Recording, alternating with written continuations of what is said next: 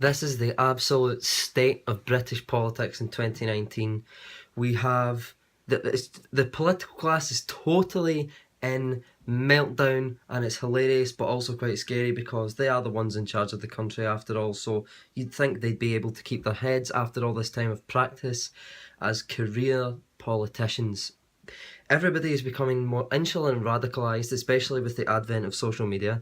And yes, I realise that I'm probably contributing to that aspect of it myself by putting out these videos, but I would welcome anybody at any time who disagrees with me on a topic to come and prove me wrong, either in the comments or with a conversation with me. And I would publicise that, and I would be very happy for discussions with the opposing side so that I can live to my principles and promote more rational, healthy dialogue than just screaming insults at people on the internet. That's ridiculous, it will get us nowhere. The police, this is one of the worst things. The police have been very heavily politicised in recent years to the far left. They've been like in Rotherham and all these cases with the Islamic rape gangs, the fear of being called racist that the police appear to have from the progressive left, effectively, because who else is going to be calling them racist for arresting like rapists?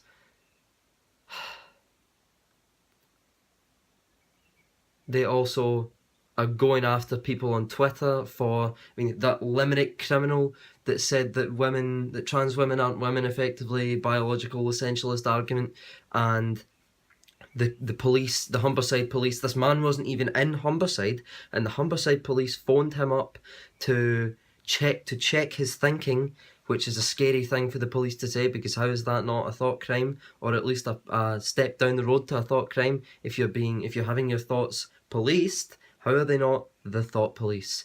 The thought THOT. I mean, the arrests for offensive speech in the last few years have rocketed. They're now into well over 1,000 people who, like, about 1,500 people who have either spent time in a jail cell or been punished in some way for offensive speech on social media, and over 3,000 people were arrested. So even though half of them got free, there's still over 1,000 per year, roughly, who are getting like jail time potentially for some of these quote unquote crimes. Outrage culture, as I said before, is driving this. The media is. I think the media are quite the cause of quite a lot of this, because they're driving the outrage culture. The outrage culture is making the police, the police be terrified of this stuff, and they're going and arresting people for offensive things that they say.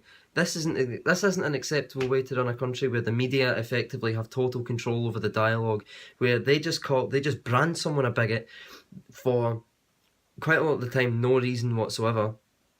Everybody on Twitter, the outrage mob goes insane, contacts their employer fires them, they contact PayPal if they're a public figure, PayPal bans them, YouTube bans them, Facebook bans them, all these things, and then on top of all that, they get arrested for essentially hurting people's feelings on the internet with offensive tweets. Sometimes, I mean, offence is totally subjective, so whose definition of offensive are you taking? Like, I mean, that alone devalues all of these arrests, and it makes them illegitimate, because whose definition of offence are you taking? You don't need a definition for murder, or you only need one definition for murder, rather, because there only is one definition for murder. It's not a subjective thing. There's only one definition for theft. That's not a subjective thing. Any of these crimes are not subjective, they're objective acts against someone else's human rights. It's not against someone's human rights to hurt their feelings. And the very act of hurting their feelings makes the crime subjective in itself.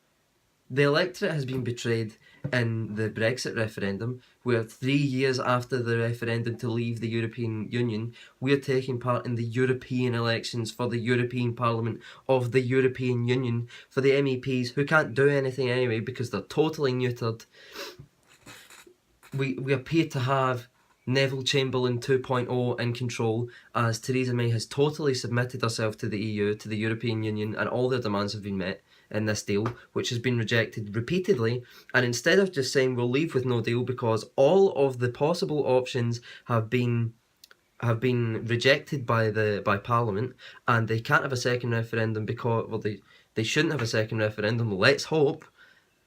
Like, why wouldn't you just leave with no deal? And what instead she does is go to the European Parliament and ask for an extension, which they're saying they're going to charge us billions a month to do, like, billions of pounds a month to extend, which is unacceptable. That's just them trying to make an example. It's them being belligerent and trying to make a show of this so that the other Eurosceptic majority nations will not leave.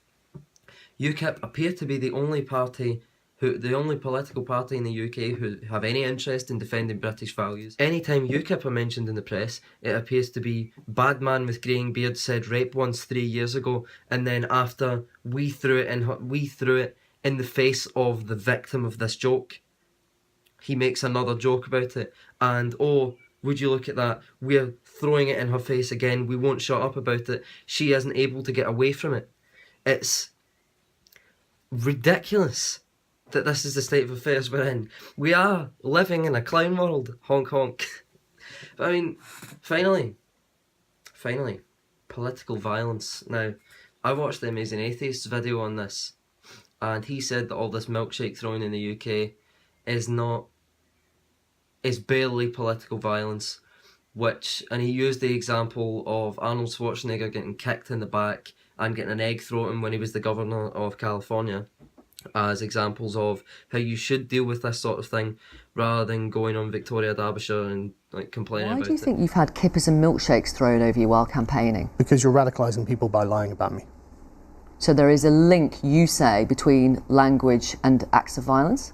There is a link between telling lies about someone in the press, and you don't seem to have any duty of care over this at all, and the things that they're trying to do, because they don't know what I stand for. So there is a link between language, between rhetoric and acts of violence? Yes, but you're not telling jokes.